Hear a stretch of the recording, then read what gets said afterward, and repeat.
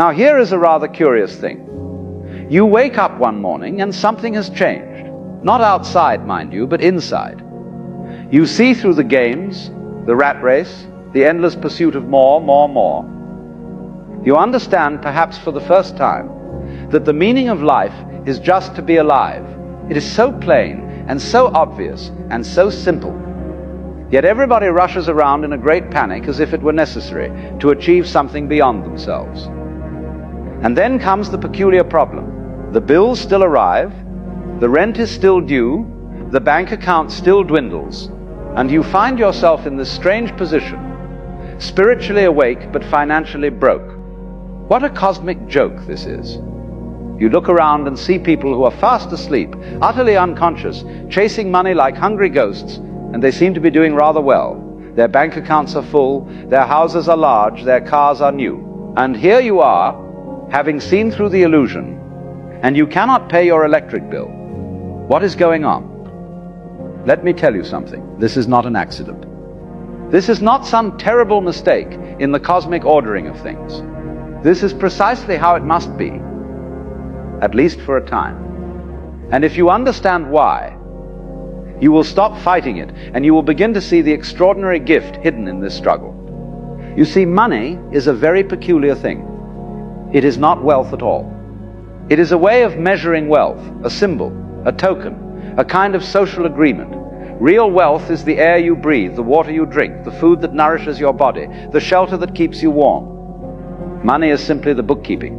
But we have become so enchanted with the bookkeeping that we have forgotten what it was supposed to represent. Think about it. Here is a man with $1 million in the bank. He sits in his office worrying about the stock market, checking his accounts, calculating his net worth. He has forgotten to taste his coffee. He has forgotten to feel the sun on his skin. He has forgotten that he is breathing. Ha ha ha. Is this man wealthy? Or is he so busy counting his tokens that he has lost touch with the actual treasure? When you awaken spiritually, something very interesting happens. You stop being hypnotized by the symbols. You stop mistaking the menu for the meal. The recipe is not the dinner. The map is not the territory. And suddenly, money loses its grip on you. It stops being the most important thing. It stops being the goal of your life.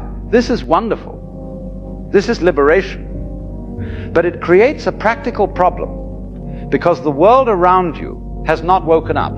The landlord still wants his rent in dollars, not in enlightenment. The grocer will not accept spiritual wisdom in exchange for bread.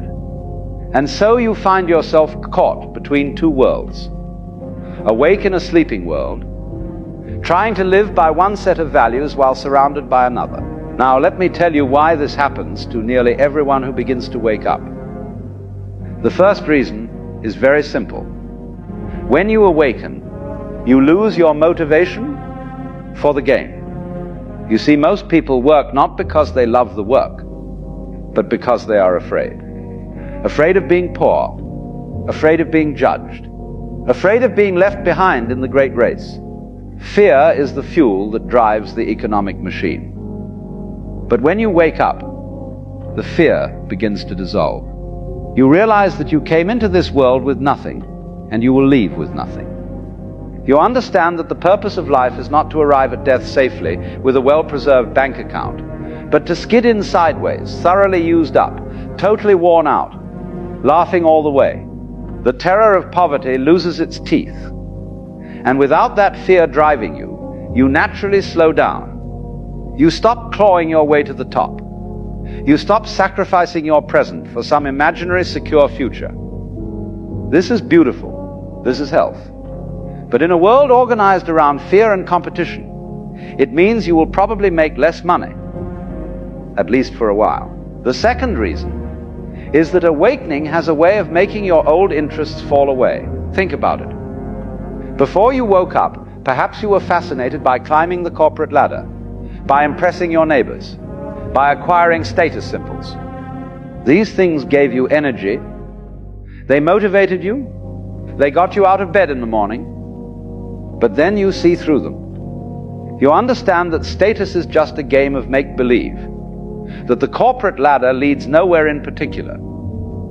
that your neighbors are not paying as much attention to you as you thought.